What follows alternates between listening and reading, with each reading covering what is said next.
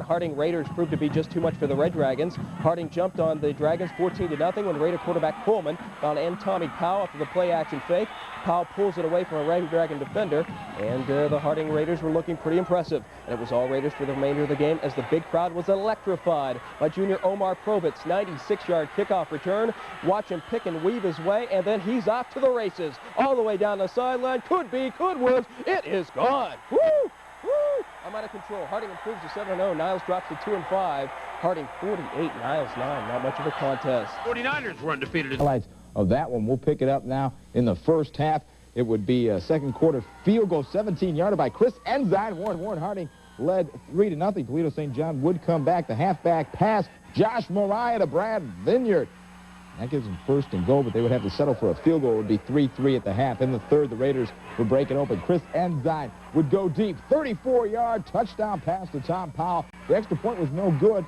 Warren Harding led 9-3 after 3 quarters. Later in the fourth, you want to see a catch. Watch Kendall Richardson here. Gets up in the air from the Ensign pass, pulls it down. This would later set up a big touchdown plunge. Byron Elsey, when you say big, look at the size of that guy. Goes over the top.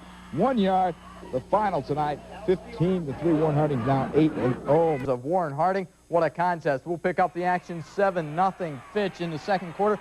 Chauncey Coleman, his second play in at quarterback, will hook up here with Tom Powell. 53 yards for the touchdown. We were tied at 7 at halftime. Third quarter, Chuck Javit will take it out from 5 yards. Touchdown, 14-7. Fitch is leading, but the Raiders would come back tonight. Their fans standing applauding him as Tom Powell will take it in on 3rd and goal.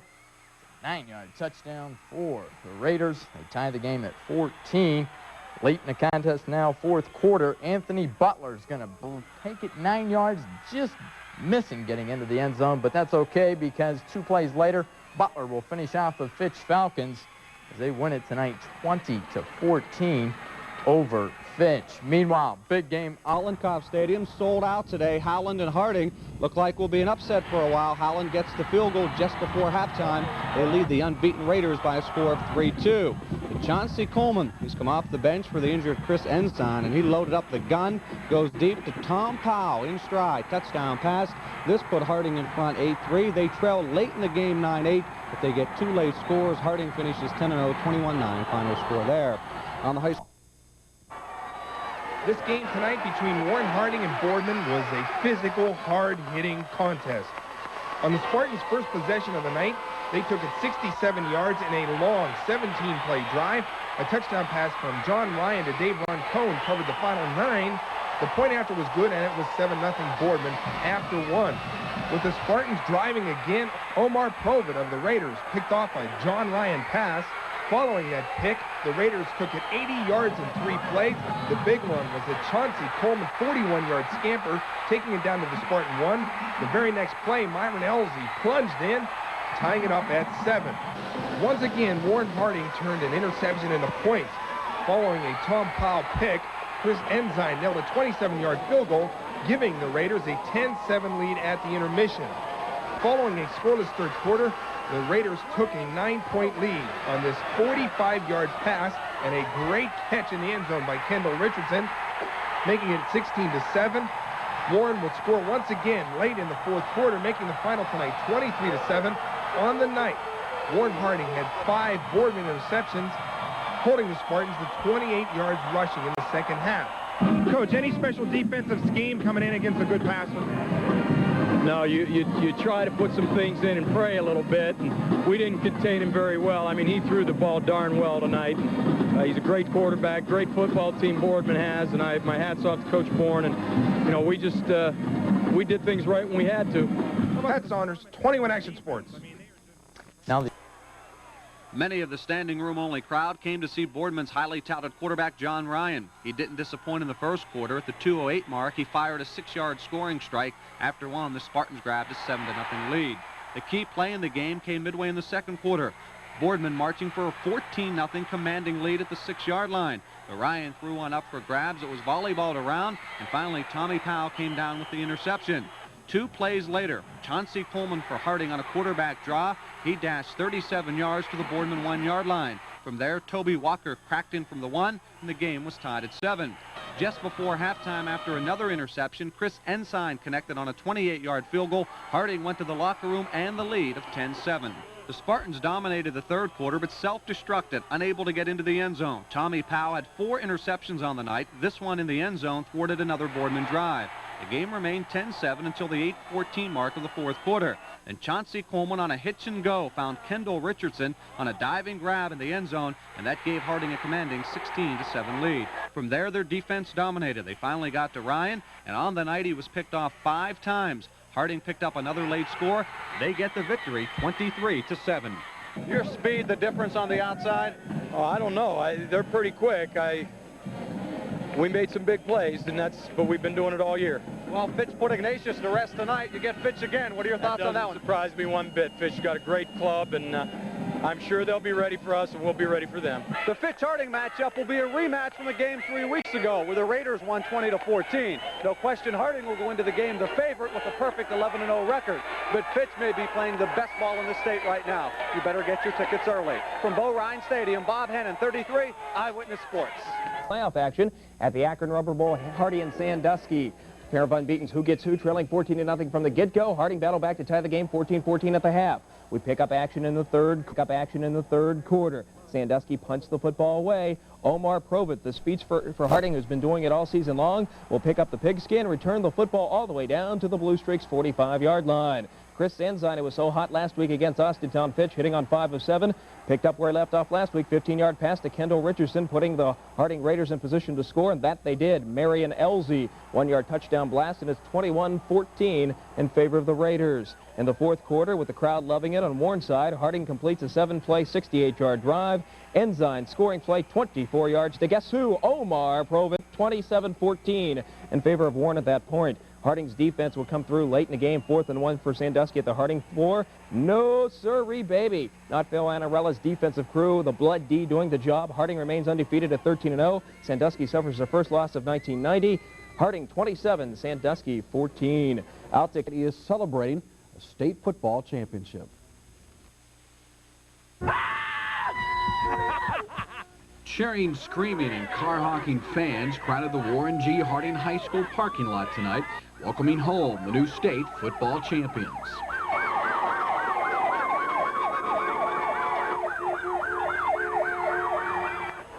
The victory over Cincinnati Princeton today was the perfect ending to a perfect season, and the team couldn't be happier.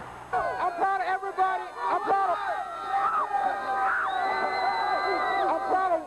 of Warren. I'm proud of everybody. Warren deserved it. We needed something like this to bring us back. This is for the community. This is for everybody.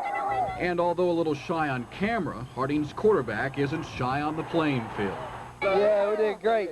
I know, we all came together. And I don't know what to say. Although many thought there would be problems on and off the field when the two Warren high schools merged, today's victory has united not only the school, but the community as well.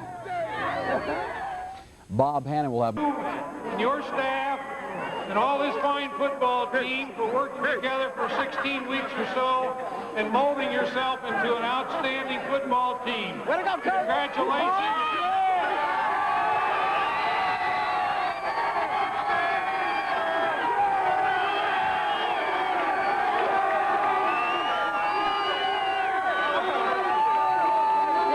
The whole transition, though, combining two schools and winning. Time of the Akron Rubber Bowl today, folks. The Warren Harding Raiders are the Division I state champs. Details and highlights up next in Big Ford Sports.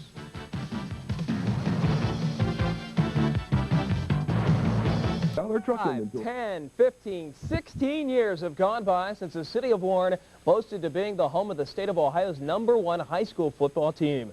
It sure is funny how history has a way of repeating itself, but that's exactly what happened today at the Akron Rubber Bowl in a big-time Warren Harding victory. Eyewitness Sports Director Bob Hannon has more. Before a partisan Warren crowd, Harding took the field, playing for their first state title since 1974. The Raiders exploded out of the blocks. On their first drive, Anthony Butler's 24-yard run had the Raiders in business at the 14-yard line of Princeton. And a couple of plays later, it was Myron Elzey capping the 85-yard drive on a 1-yard run. The Raiders led 7-0. Princeton came right back, though, on their next possession, doing it all on the ground. Quarterback Lamont Houston scored on a 20-yard run as he gets free into the secondary. After one, the game was tied at 7. The Raiders' second possession early in the second quarter was capped off by Chris Ensign's 3-yard run as he rolls to his right. He finally found pay dirt, and the Raiders took the lead for good, 14-7. The trademark of this team all season has been the big play, and they exploded in the second quarter. Chris Ensign found Omar Provitt. 84 yards later, a new state record. The Raiders were blowing it open 20-7 midway through the second quarter. Again, the quick strike attack, and it was the quarterback Ensign finding Provitt one more time, this time from 55 yards out. The Raiders rolling as they headed into the locker room, leading 28-7. With Harding clinging to a 28-14 lead late in the game, Lamont Houston scored on a 9-yard run for Princeton. With 19 seconds to play, they were back in the game with the Raiders leading 28-21. And it was the onside kick. Some dispute who came up with the football. Finally, the referee signaled in favor of Warren, and that sealed the victory for Harding, 28-21, capping a perfect 14-0 season in the first year under consolidation. Harding, the state champions. Live by the big play all year and don't won a state championship for you, huh? Well, everybody's complaining we don't drive the ball enough, and I don't think anybody will be complaining today. It may have taken 16 years for the city of Warren to win a high school football championship, but they got it done in the first year of consolidation. That's a credit to Coach Phil Annarella. And with the direction this program's heading, I guarantee you it won't be another. You got to really love this. Kat? Melissa? Yeah. All right, Warren is #1, folks. Woo! We're excited. Okay. All right. Been beyond the call of duty and finished off a perfect season today by winning a state football championship. The Raiders got right down to business on their opening possession. They drove 85 yards in 10 plays. The Butler helped them do it. Anthony Butler with an 18-yard bust here. He rushed for 111 of his 131 yards in the first half. 4 plays later, big old Myron Elsie dove in from point-blank range, and Harding went up 7-0 at the 4:35 mark of the first. The Vikings countered with their own sustained march. Quarterback Lamont Houston ripped off a 19-yard run to the end zone. Finished a 9-play, 71-yard drive, and it was even at 7 with 55 seconds to go, still in the first. The Raiders were not phased, though. They immediately assembled a 10-play, 80-yard excursion, capped on a 3-yard option dash by quarterback Chris Ensign, and it went to 14-7. The Raiders' defense then took center stage. Kamaro Dean came up with a great pick on a Houston throw and ran it back to the Harding 12. And 2 plays later, the Raiders went to plan B, big play. Ensign connected with Omar Provitt deep. See you later. 84 yards for the longest touchdown ever in state football playoff competition. They missed a point after, though, and led 27 with 6:57 to go in the half. Well, they weren't done there. The firm of Ensign and Provitt conducted another big transaction, this time a 55-yard scoring pass. Ensign hit 10 of 15 passes for 236 yards. With a 2-point conversion, the Raiders had a 28-7 lead at the break. The Vikings put up the only points in the second half. James Gatewood scored from 7 yards out, and Princeton pulled within 28-14. They were on the move again in the fourth quarter, but the Raiders' defense dug in and turned them back when Tom Powell hammered Houston a yard short of the sticks on 4th down. Princeton got another score garbage time with 19 seconds to play when Houston ran in again, but it was little too late as the Raiders got the job done to finish off a perfect 14-0 season with a 28-21 knockout for the Division I championship. Things went our way. Thank God the ball bounced our way. We played well. Princeton's a great football team, and we beat a good one. Nobody will know the work that was put into it except the kids and the coaches, but I'm happy for Warren today. Threw a couple bad passes, but, you know, my receiver just came and got him, and they did the rest. I got to give them all the credit, my offensive line and receiver. They did great. Boy, that offensive line,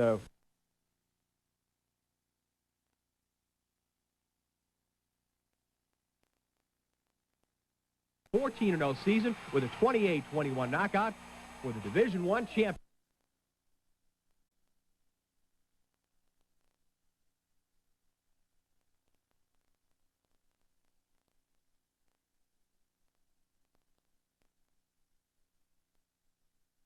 High programs in the country. Bill Castrovince has more from Raiders camp.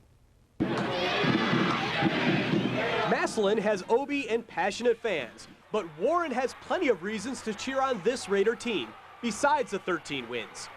These are great kids. They have worked hard. They've taken coaching well. They've been committed. I love this football team, and if you can't love this football team and you can't get behind it and you can't make your way to the Rubber Bowl, shame on you. The Raiders rallied to beat Massillon 5 weeks ago when sophomore Mario Manningham burst onto the scene with 4 TDs. And McDaniels believes he has a lot of other players who could do the same. You know, I don't mean to be contrary, but I'm not a guy that believes in stepping up. I don't think that you can push a button and suddenly run faster or jump higher or be smarter or be tougher or be quicker. I think that you have to be ready, and when the opportunity presents itself, if you're ready, you know, then you'll perform. Massillon is turning it up on the defensive end. They shut out 2 of their 3 playoff opponents. They're the best football team that we played, and probably the best defensive football team we played for sure. The fact that they shut out North Canton and that they shut out Pickerington, that doesn't shock me. The Raiders will test that defense with junior who has run for over 100 yards in every playoff game. Kickoff is set for 7 o'clock on Saturday. Bill Castrovince, Big Board Sports. Run for about 90 yards per game more than when he is injured. Claret is just 56 yards away from having the all-time best freshman season at running back. Plus, this is the biggest game of the year, so it's no surprise Claret says he's 100% and ready to make a difference. It's Ohio State football. You grew up here your whole life. You know what I mean? You finally get to play for the program that represent Ohio. You game of the nation to me. Everybody pulling for us to lose, you know what I mean, around the country. But I mean, every time you turn on, you're like Ohio State fluke. They're gonna lose this, that, and other. But it's cool though. We're gonna keep our heads up. Meanwhile, Harding playing host to Cleveland South. Everybody looking at the Raiders and maybe their youth movement this year. First play from scrimmage, this is what we expect. Richard Davis, 62 yards. Harding is deep and talented. He will go all the way for the score. The kick failed, but 6-0, the Raiders on top. Now for the passing game. Mike Coco can wing it. Here, he'll fake, go up top to Tremaine Warfield. This a hidden target in the Raider offense. Falls down, but it's a 23-yard pickup, but the Raiders keep on going. Jonte Stroud, 7 yards out for the score, wearing Maurice Claret's number 13. I thought they retired that number. Raiders all over Cleveland South, 54-0 in the fourth. Don't think they'll wrap up that one either, Bob. So Warren Harding. Play of the first quarter when Brandon Murphy darts 25 yards to give the Mustangs a 7-0 lead. But on the very next series, Warren Harding quarterback Mike Phillips also goes 25 yards up the middle, and it's tied 7-0. Remember the name Mike Phillips.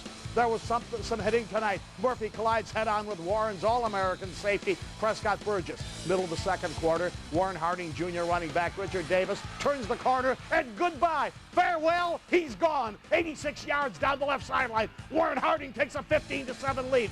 Phillips, the Harding quarterback, also plays defense. He picks off the pass to squelch a Strongsville threat, and Harding slips past the Mustangs, 28-21. Holy name. SVC game of the night, Warren Harding playing host to Cardinal Mooney with a 2-game win streak. Here's Mike Phillips to Prescott Burgess, somehow keeping his balance and going 48 yards for the score. 14-0, Raiders on top. Now Mike Coco will take over at quarterback. This guy can sing it as well. Antoine Molden, nice little shake move right there. Molden with a big night as well.